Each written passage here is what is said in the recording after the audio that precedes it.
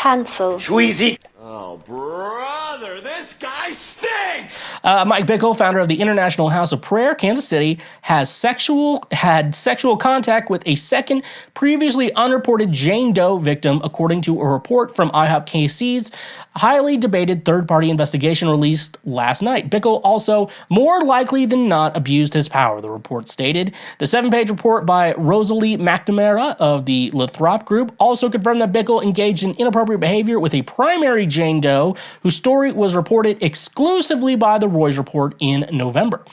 Based on all the credible evidence, including his own acknowledgments of contact with the two Jane Does over 20 years ago, it is more likely than not that MB engaged in inappropriate behavior, including sexual contact and clergy misconduct, in an abuse of power for a person in a position of trust and leadership, McNamara's report stated. McNamara's report was based on documents and interviews with some IHOPKC senior leaders, staff, and community members, as well as 4 alleged Jane Does who are denying abuse by Bickle.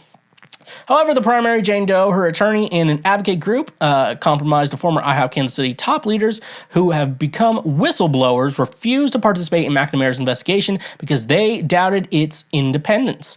In a video posted last night, IHOP Kansas City spokesperson Eric Voles said that IHOP Kansas City's had opened up a line of communication with the AAG and are considering forming a commission of respected leaders to evaluate the matter. The idea of a commission was floated publicly last week by charismatic Christian leader Dr. Michael Brown, who claimed a new direction to resolve the Bickle scandal was needed. The talks are preliminary, but things look promising. So, what was it? So basically, they confirmed,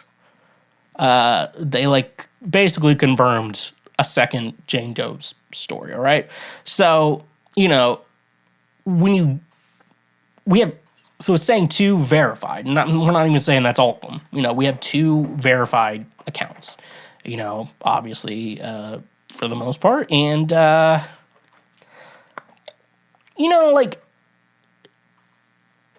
if they had, standards and accountability, there shouldn't be that. Churches need to have accountability, because, we talk about, the Catholic Church, and, if the Catholic Church, this is a problem where our priests are fucking little boys, and we're here to put an end to it. And there's a lot of Catholic priests out there who generally just I fucking hate that shit.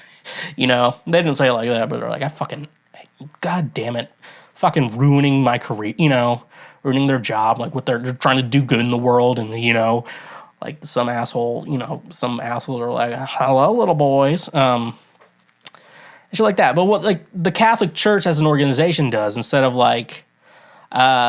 doing probably what should be done, about, these priests, they just move them somewhere else, It's it looks pretty bad over here, we're gonna move you somewhere else, because, realistically, in any situation like that, if, someone, just one abuse scandal comes out here from a priest or a pastor or whatever, done, obviously, this is a problem. There's one thing, cheating on your wife is one thing, but, abusing your power to get laid, that's how fucking losers get laid, and shit like that. It's crazy. And that's the thing, though. So much more evidence is coming in, and we're confirming stories about Mike Bickle at this point. There's the allegations, and now we're confirming stories, and, we're confirming real things that happened. And wanted to see what Mike Bickle does. He's laid low a little bit. He has his little followers. He has his all of his little friends who are just as evil. If you support Mike Bickle, you're I don't know, man. You definitely haven't read the Bible. I love seeing comments all the time that are you need to read the Bible. And the thing is, I have a couple times. I've read ESV, NIV, The Message. I think The Message, I've read those 3 versions. I've read front to back. I've read the Bible, at least 3 times in those 3 versions. And that's probably why I don't believe in that shit anymore. But, it's like, I don't think these people do, or they have studied the Bible and are just using it to manipulate people. And I think, at the end of the day, how should churches go about abuse? Because, obviously you can't be having these people in positions like that. It's just how it is. But at the same time, you are also the religion of supposedly forgiveness, even though results may vary and it depends on your skin color also. And so it's like, you should forgive, but it's like, this guy needs to, this guy is bad, dude. They should maybe let's get Mike Bickle a chastity belt. I think if we get him a chastity belt, I feel like, maybe you walk in to it's like the 24/7 prayer room or whatever. It was like, all right, guys, you got to put on your chastity belts going here. Why do we have to put on chastity belts? Do you know the history of this place, IHOP Kansas City? If you did, then you're understanding why. But if you don't, no one here can keep it in their pants. No one here. It's like everything, almost like everything you pulled up is just is sexually related. All any research you do in it, it's all sexual.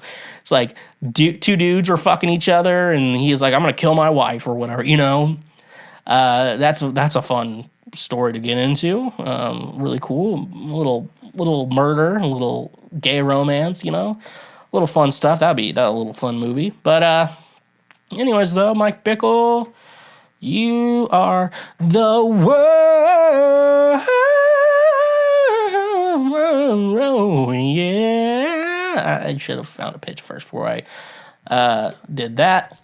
Oh, brother, this guy stinks! Thank you for watching this clip. Watch it again or watch something else.